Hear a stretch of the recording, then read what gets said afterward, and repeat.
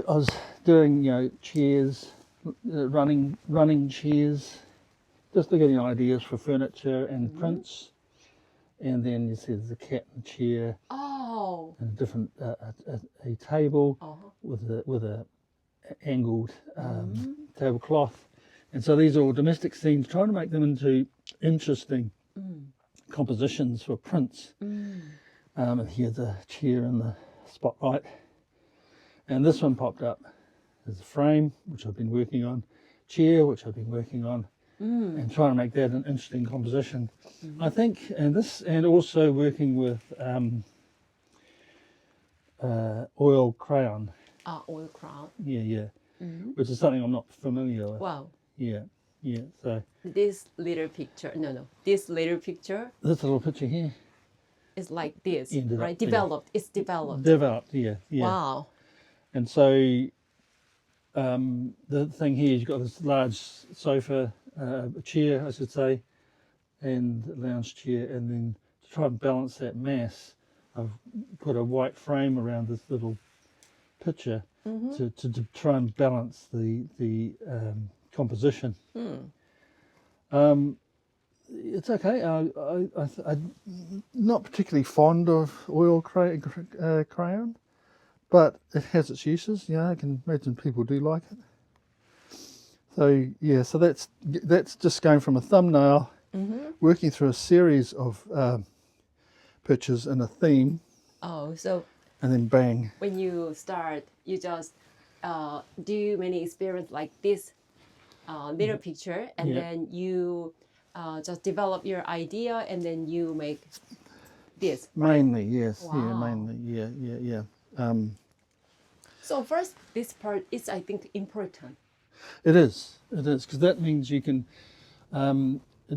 work out whether it's compositionally going to work, and whether you want to proceed with it. So if you do that and you think, it's not working, I don't like it. Yeah. And when I look at that, see that the papers, I've tinged the paper with this sort of sepia. Oh, so this is the outcome. So I found a very interesting problem here is because when people see pictures or paintings, they see the last one. They see the result. Yeah, they don't see the train of thought that goes through. But people don't think about this beginning part. It's more important. Well, it is, and when you do these things, when you start working with ideas pop in. Ideas pop in. You don't know where they come from. They just pop in. Sure. And the stuff that you've done years and years ago that comes forward, but then there's just stuff that just comes in, inspiration. And you're able to look at it, and before you want to spend a lot of time finalising things, you want to know whether it's something you want to do. Yeah. So this is this doing thumbnails, sketches, is a good way of getting rid of editing out all the detritus. All of that's not really sort of important. So it's interesting. In business, it's the same. Yeah. People see the result. Yeah. They don't see the hard work. They don't see the invisible work. Right. No. They have to try many things before that result. That's right. Yeah. It's very interesting. So that's good, because that's now 30 years old. Oh. And that's just the process of going through. I don't think I've got anything else. But this is just my workbook.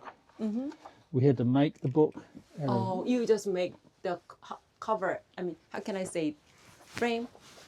The cover, we had a chap who was a retired bookmaker.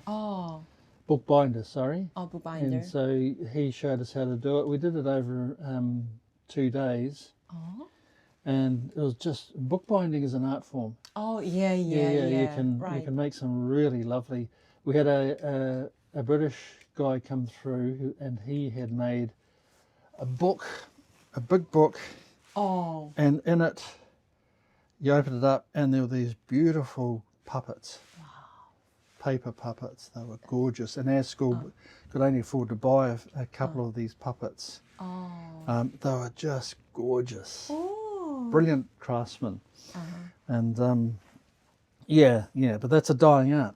Wow. Because people don't read books much anymore.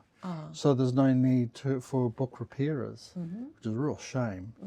I reckon it would be quite a great trade to have, because it's very creative.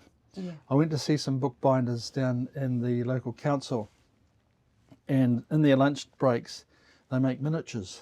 Oh. And they make whole scenes of miniatures. Oh. Sort of, it's really, garages with cars and motorcycles, a kitchen scene or a theatre scene with all these little people. So that was, and so you got that perspective of somebody's trade and how useful it is and how artistic. And here is just some designs for business cards. Oh, business card. Wow. You also did the business card. Yeah. Wow. Yeah. So again, it's just throwing around ideas, and trying to make something work. Oh. Yeah. And we would print them. And so that's the printing side. This is the second year I was doing printing and then furniture making. Here's a little box called a knuckle box, which I didn't quite follow through. I made something different, and it had fold-out pictures, prints in it. And I ended up doing illustrations of it and a bit more formal, bit more of a formal box. Oh, formal box. Yeah. So,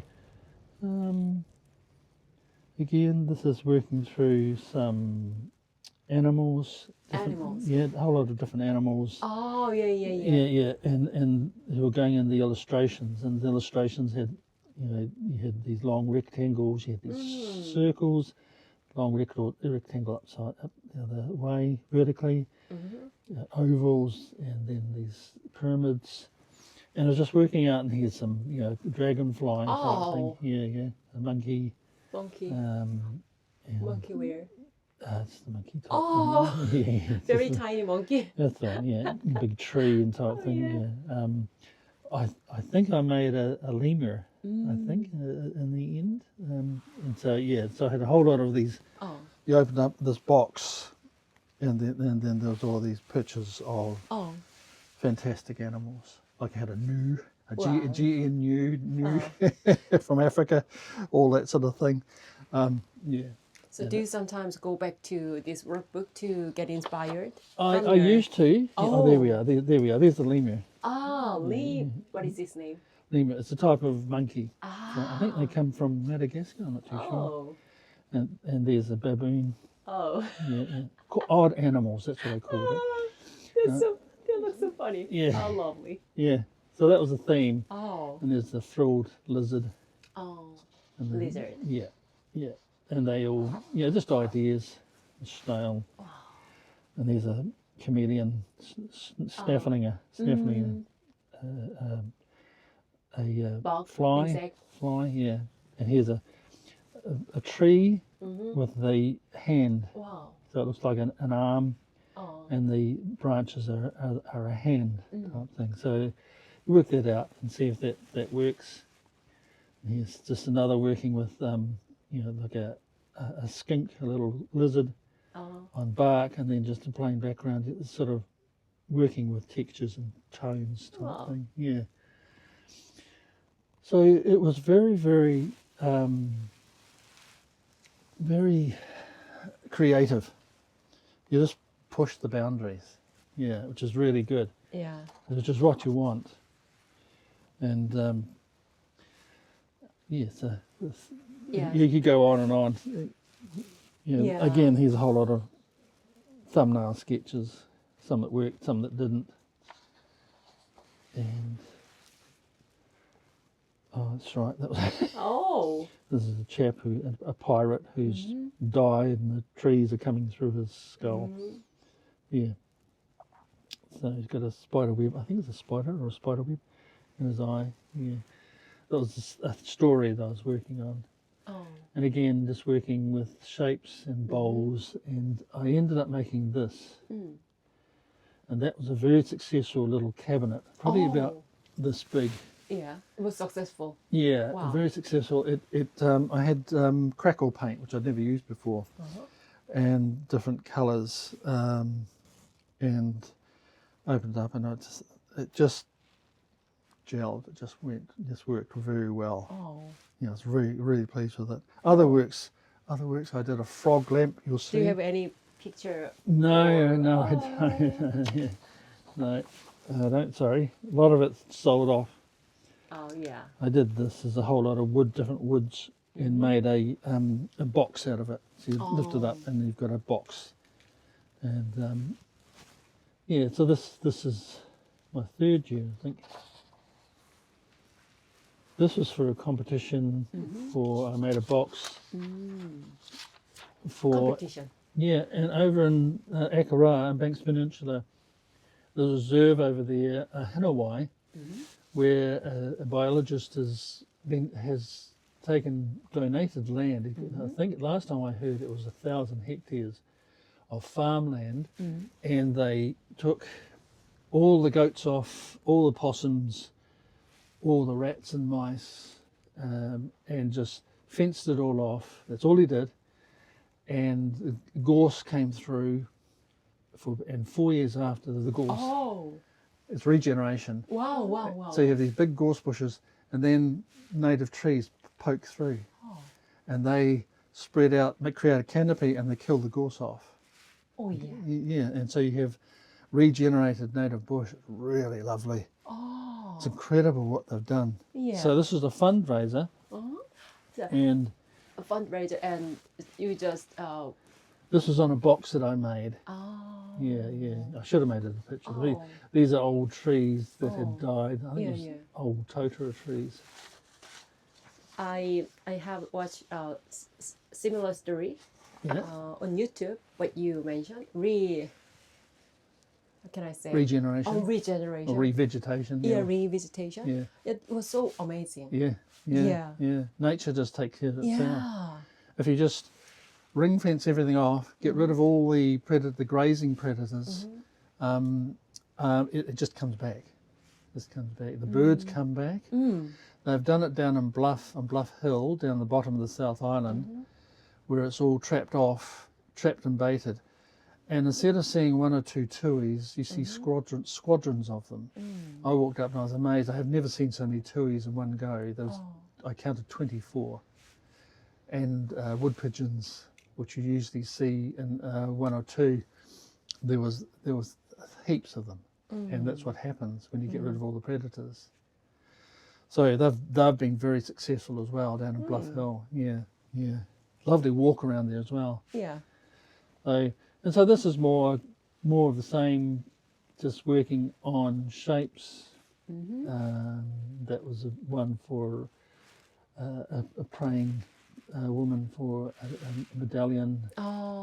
Yeah, which I think I would have liked to have made that, but really you had to pick your time. You didn't have much time. You had to pick one thing. There's birds. So you generate a lot of ideas, but you just don't have the time to do it. You just got to pick one subject and just go for it. So yeah. I mean that's my book of ideas. Wow, so nice. I haven't looked through here for ages. Wow. Yeah. Thank you for sharing your artwork and your story from after your university. No, from your university. Yeah. So it's a bachelor course, craft design. It's very practical, hands-on, and you just learn so much. Yeah. And you just gain so much confidence. So that's craft design. It's just, I think it's one of the best things you can do. It's just brilliant. It's so much fun. Yeah. A lot of fun and so applicable. And the craft design course picked up all the tourists' merchandise.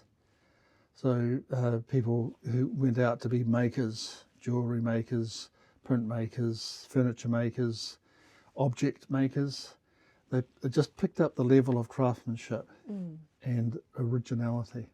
It was quite interesting. One of my woodworking tutors was a chap. He was an American immigrant. He was an engineer, and he's still going. Mark Zuckerman, and he was very fastidious, very much like an engineer on his woodworking. He was good to work with.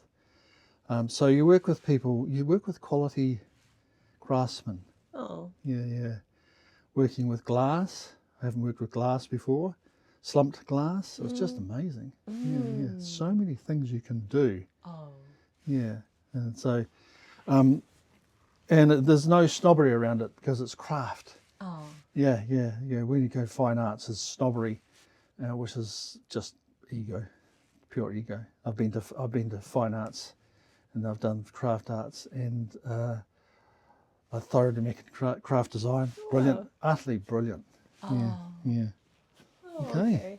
All right. Thank you very much for those sharing. That's all right. No Thank trouble. you. Okay. Bye.